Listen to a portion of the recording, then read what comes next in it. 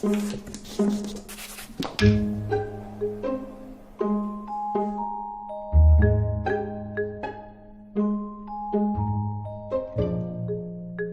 welcome to our final class for schoolism. Final? Yeah, it seems like just yesterday we started this class. Oh my god. So what are we going to talk about today? I think today we're going to talk about color scripting. Wow, I assume that's what it says actually. Color script is such a big subject that we can probably only cover the introduction of it. But everything we covered in the past 8 weeks, all the fundamentals of painting should lead up to this, huh? Absolutely, and I think what we're going to add to that, the color script is a production tool that we used in filmmaking, and we're going to bring a bit of that context in this lesson, talking a little bit about our production history and how production works in CG animation, but I think there's a lot of applications to what we're going to talk about. Color scripting doesn't need to just apply to filmmaking. It's a great storytelling tool. It's a great way of organizing information. All right, so let's dive in. Yeah. Color scripting. So that's what we're going to talk about today. Well, let's start with this. Story is king. I think a lot of studios, including Pixar being kind of a place that this is almost echoed in the hallways all around. Story is king, story is king. And I think a lot of studios talk about this, which is story is king. Yeah. I mean, it's interesting because it's of course, it's everybody knows story is king. But then, what does that mean? So we have this model of the director on top of the pyramid, with all the crew working for the director. The director has a story. But we found from our experience that this is more like how we think should work. Yeah, some of our favorite teams to work with really functioned like this, where everyone's in service of the story. This is really story is king. The director is kind of at the bottom of the pyramid helping to balance it, and everyone on the crew is really serving the story. Yeah, so it's a huge difference, even though both might be claimed as story is king. This is more like you working for the director without really even thinking about story, where this is everybody's really trying to help the story, and the director is the one to make sure that everybody's on the track. So where does a film start? How does a film get done? Obviously, film starts with a script, as we all know. And then in animation, we storyboard. And then, as a lot of you probably know, the visual development or concept art happens. This is where the art department gets involved and starts to create visuals that point at what the finished film may look like. And around this time, you start to construct this thing called a color script. I imagine we'll get into that a little bit more later. Mm-hmm. But what happens after a color script? Yeah, then we set design. Mm-hmm. Of course, that leads to 3D modeling. We design the quality surface design, which is called sometimes shading or material design. And 3D shading happens. And we design lighting, and the 3D lighting happens afterwards.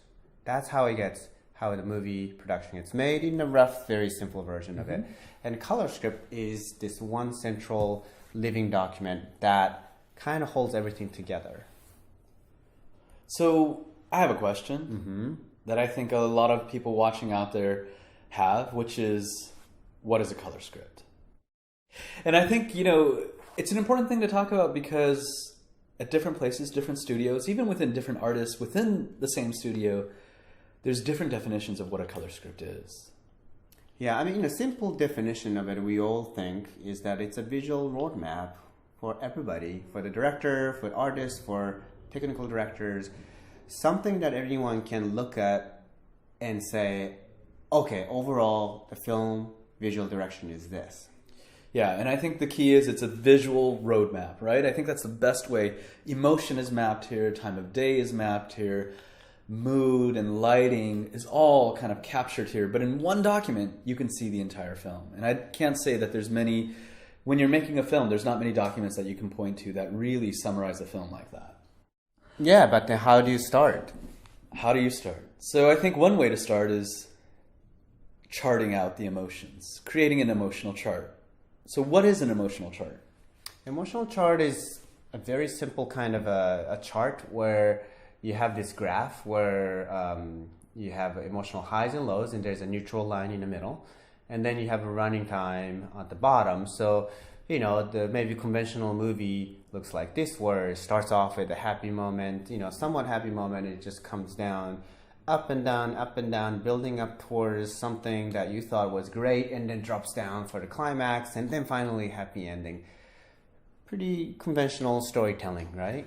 I have a question. So emotional state, is that emotional state of a character or of the director, or whose state of emotion are you mapping here? I think it really depends on what the story is about. I really believe that this most important thing is the emotion of the audience. And if the audience is supposed to feel what the main character feels like, then it'll be the same thing. Sometimes it's not the same thing. You know, sometimes the main character acts happy, but the audience is actually not happy. You know, it could happen. But you just have to be clear. Mm-hmm. So do all films look like this? No, sometimes it looks like this. Oh. You've seen films like this where you have like emotional roller coaster. Yeah, like explosions all the time, giant robots, and spinning cameras. Yeah. The stuff you like a lot. Yeah, absolutely. Hey, take a look at the Toy Story 3 emotional chart. It kind of looks like this. Great. And each of these kind of, you've written words all over where these little corresponding dots are, and each of these are kind of sequence titles. Mm-hmm. And, you know, I summarized it. You know, there are more in-betweens, but then overall, you have this nice kind of ups and downs just to make sure that it's not too steady, so you get entertained. But there's enough build up towards the third act, which you want to always save towards. And then in the case of Toy Story 3, you have this slightly somber ending. Can you walk us through this really quick? Yeah, so you start with exciting action sequence, you know, having such a blast with Andy when Andy was a kid. It turns out Andy's a grown-up. It's a bit of a low moment. They go to Sunnyside. They thought it was an amazing paradise, so it's up a moment. And then Woody splits up from his team. Woody ends up at Bonnie's.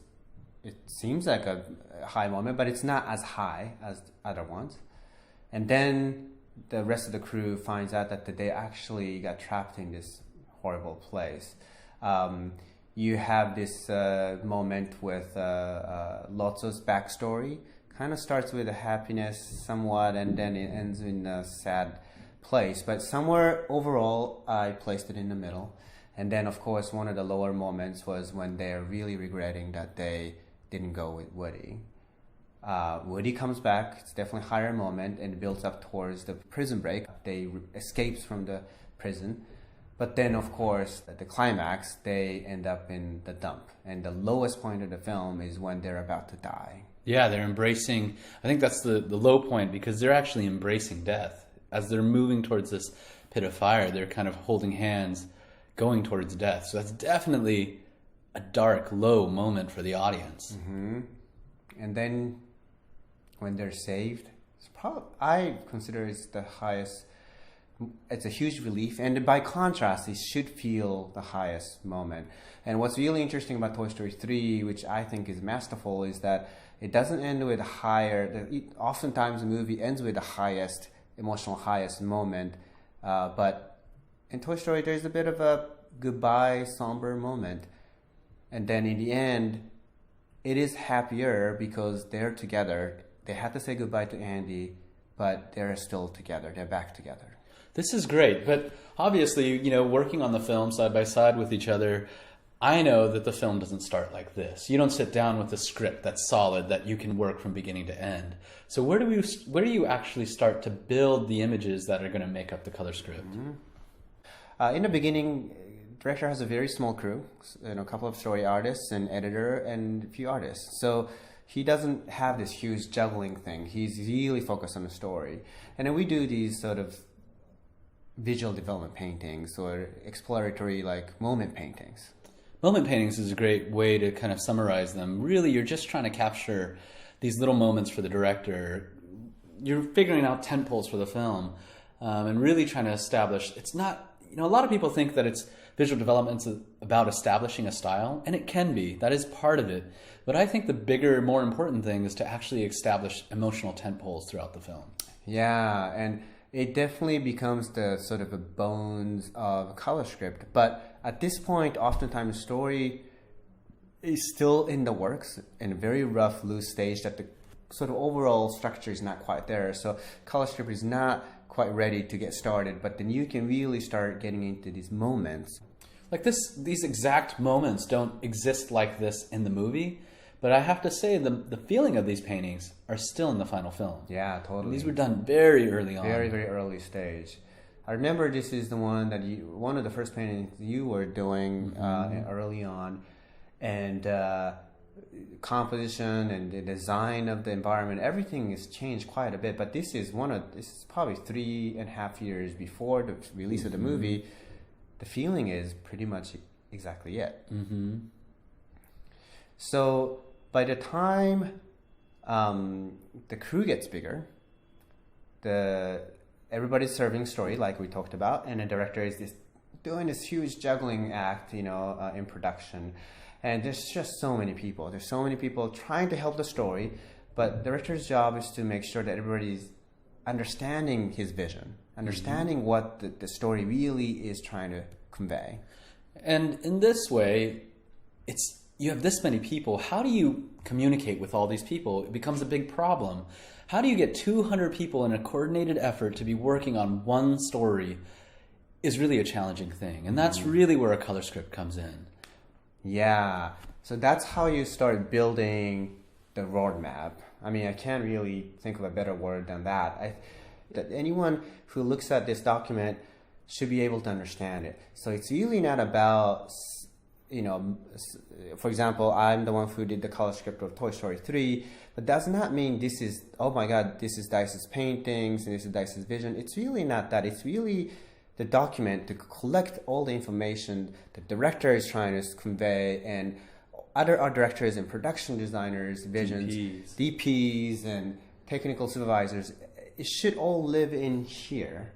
No one should be going, well, I don't agree with this. It can't happen. It has to be a document that everybody embraces.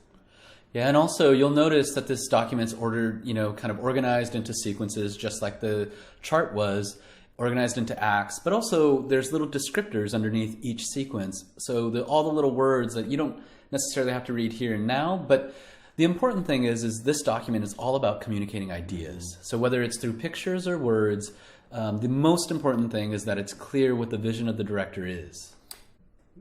This way, no one misunderstands it. A lot of paintings can be misinterpreted. So I just do everything I could just to make sure that everybody understands this very easily.